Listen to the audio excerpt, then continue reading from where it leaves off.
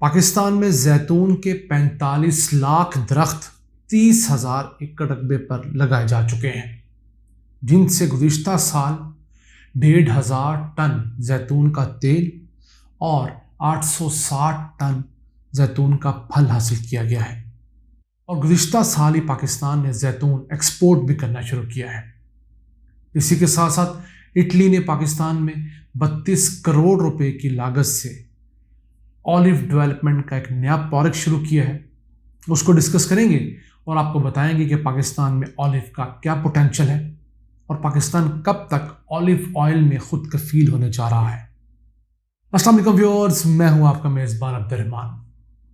Petroleum کے بعد پاکستان کی سب سے بڑی امپورٹس کو ایک چیز کی ذکر کریں تو وہ ہے ایڈیبل آئل، خوردنی تیل، جو اس سال $4.5 ارب کا ہم امپورٹ کریں گے، حالانکہ ہم ایک زرعی ملک ہیں۔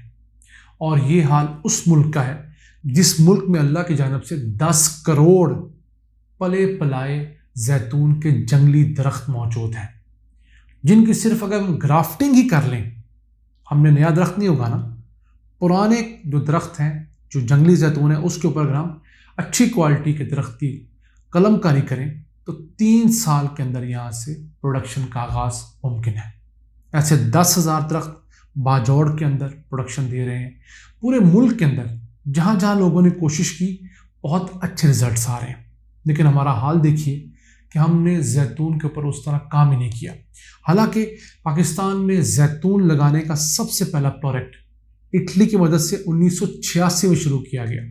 36 سال ہو گئے ہیں اس پروجیکٹ کو شروع کیے ہوئے، لیکن پہلا بڑا بلک کا پروجیکٹ جو تھا وہ سن 2012 سے 16 کے درمیان شروع کیا گیا۔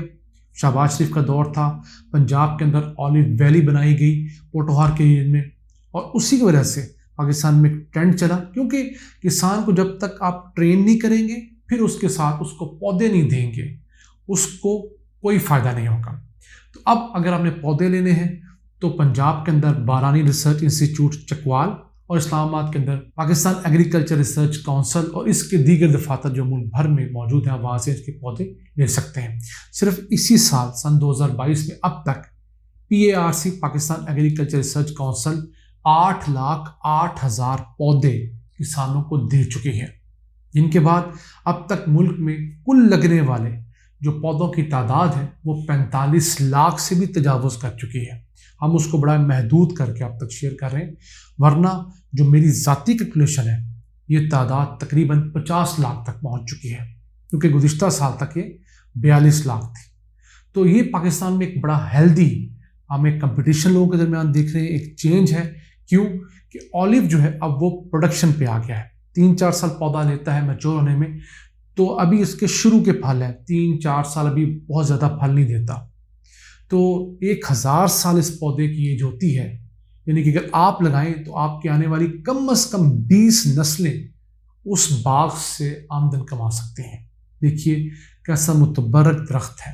ویسے بھی ہمارے مذہب میں اس کی بہت ویلیو، اور نیوٹریشن میں، سائنس میں اس کی بہت زیادہ ویلیو ہے۔ اس کے اندر کولیسٹرول نہ ہونے کے برابر ہوتا ہے۔ تو اگر پاکستان اسی ڈگر پہ چلتا رہا، مزید آلیو کلٹیویشنز ہوتی رہیں، تو سن 2024 یعنی 2 سال بعد پاکستان اپنی ضرورت کا سارا زیتون اور زیتون کا تیل خود پروڈیوس کرے گا۔ اس وقت ہم مارکیٹ میں جاتے ہیں تو ہمیں جتنے بھی زیتون کے برانڈز یا تیل ملتے ہیں وہ سارے اسپین سے آئے ہوتے ہیں، اٹلی سے آئے ہوتے ہیں، لیکن انشاءاللہ 2024 تک زیتون کی پیداوار اور اس کی تیل کی پیداوار میں ہم لوگ خود کفیل ہونے جا رہے ہیں، کیونکہ ہمارے درخت اب میچورٹی پہ آ گئے، ان سے پروڈکشن آنا شروع ہوگی اور اگلے 2 سال میں فل فلیج پروڈکشن شروع ہو جائے گی۔ اب اٹلی نے جو 15 لاکھ یورو کا ایک پروجیکٹ شروع کیا ہے، جس کی مالیت 32 کروڑ روپے بنتی ہے اور 26 ماہ کے تقریباً 2 سال کے پروجیکٹ ہے۔ اس کے اندر اٹالین ایجنسی فار کوآپریشن اور ministry of national food security and research مل کر ملک کے اندر مزید آلیو کی پلانٹیشن کریں گے، اور اس وقت جو ایریا ہے 30,000 ایکڑ ہے، اس کو اگلے 2 سالوں میں بڑھا کر 75,000 ایکڑ کیا جائے گا، اور جو درختوں کی تعداد ہے اس کو بڑھا کر 1 کروڑ درخت کیا جائے گا۔ تو جو ہماری پھل کی پیداوار ہے وہ 5 سے 10 گنا بڑھے گی، کیونکہ ان دا مین ٹائم پرانے جو ہمارے پودے ہیں وہ جوان ہو جائیں گے، تو ان سے کئی گنا پروڈکشن بڑھ جائے گی۔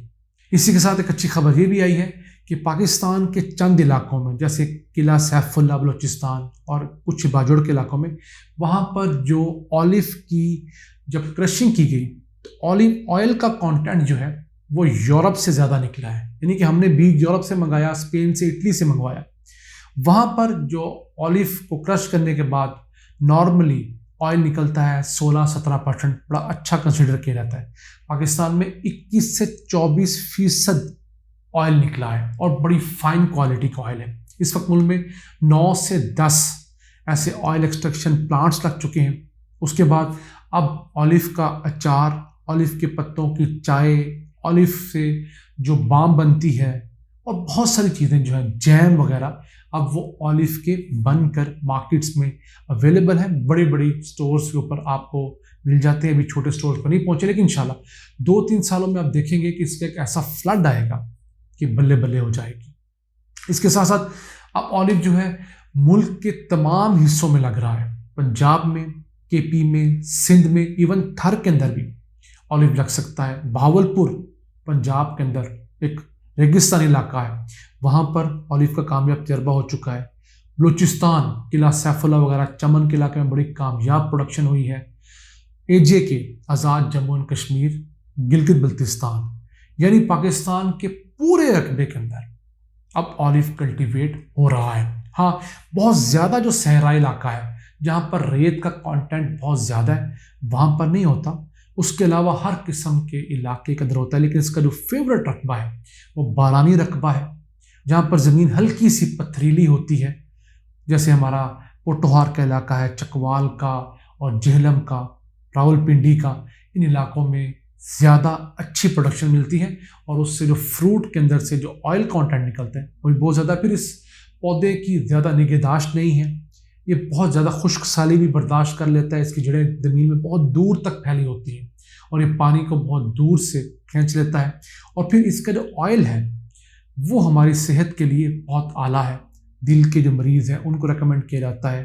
ویسے ہم جو روزمرہ آئل استعمال کرتے ہیں جس کو ہم بناسپتی گھی بھی کہتے ہیں، اور پاکستان میں جو روایتی کوکنگ آئل ہے، ایک تو کینولا جو 100% کینولا کوکنگ آئل ہوتا ہے، یا 100% سن فلاور یا کارن، وہ تو بہت اچھے آئل ہیں، لیکن ایک روٹین میں اگر آپ جاتے ہیں اور پیکٹ کے اوپر صرف لکھا ہوتا ہے کوکنگ آئل، اس کے بیک سائڈ پہ انگریڈینٹس دیکھا کریں، اگر اس میں 3-4 آئل مکس کیے ہیں، کینولا بھی ہے، سویا بین بھی ہے، کوئی اور بھی ہے، تو اس آئل کو زیادہ سے زیادہ اوائڈ کریں، کیونکہ اس آئل میں کولیسٹرول لیول زیادہ ہوتا ہے۔ صرف کینولا ہو، اولیو آئل ہو، اگر سن فلاور آئل ہو، اگر کارن کا، مکئی کا آئل ہے، یہ تو دی بیسٹ ہے، کیونکہ ان سے آپ کے دل کی شریانیں بند نہیں ہوتی، یہ آپ کی صحت کے لیے اچھے ہیں۔ اور اگر آپ اولیو آئل لینے جائیں تو کوشش کریں کہ ہمیشہ ایکسٹرا ورجن آئل یا ورجن آئل لیں۔ اولیو میں پومس آئل جو ہوتا ہے، جو اسکرین پہ آپ دیکھ بھی رہے ہیں، یہ صرف مالش کے کام آتا ہے، اس کو کبھی بھی کھانے میں مت استعمال کریں۔ ہمارے لوگ غلطی میں یا کم پیسے ہونے کی وجہ سے یہ آئل لے آتے ہیں اور ڈال کے کھاتے ہیں، یہ صرف مالش کے لیے انہوں نے بنایا ہوتا ہے۔ 2 دفعہ پہلے زیتون کو کرش کیا جاتا ہے، جو اچھا آئل نکلتا ہے وہ ایکسٹرا ورجن اور ورجن آئل ہوتا ہے، پھر اسی بچے ہوئے بھوسے میں کچھ چیزیں ایڈ کر کے، کیمیکل یا آئل ایڈ کر کے دوبارہ نکالا جاتا ہے، اس کا پرپز بھی صرف مالش کے کام ہوتا ہے۔ تو ان چیزوں کا خیال رکھیں اور اللہ سے دعا گو رہیں کہ ہمارے ملک پر اپنی رحمتیں برسائیں، ہمارے مشکل حالات نکلیں اور پاکستان جلد از جلد اپنے قدموں پر کھڑا ہو۔ ان الفاظ کے ساتھ اپنے میزبان عبد الرحمان کو اجازت دیجیے۔ اللہ نے کے بعد